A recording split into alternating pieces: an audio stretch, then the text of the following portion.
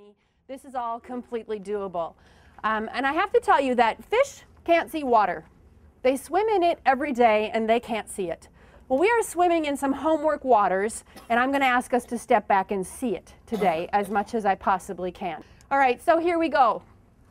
I have some targets for our learning today, and that's one of the first things that we're going to have to start doing as a professional learning community, getting really clear about the targets for our learning. Kids can't hit a target that they can't see, and neither can teachers. So we have to see the target as much as they do. Here are the targets for our learning today. Number one, I want to talk about the possibility or the potential of homework as formative assessment data and what that does for us in instruction and what that does for us with assessment as we move forward.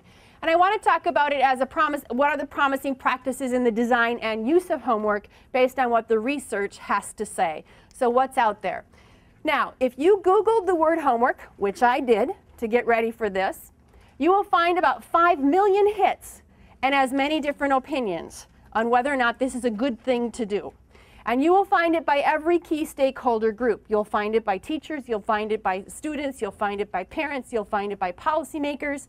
And by policymakers, I mean anyone who has the authority or the decision rights to set up what that policy might need to be. It could be a building principal, it could be your district office, it could be lots of people. Some districts have homework policies, some do not. Here's what we're going to do. I'm going to ask if you are in this front quarter of the room, even against the wall, would you please talk about the arguments that students have for and against homework?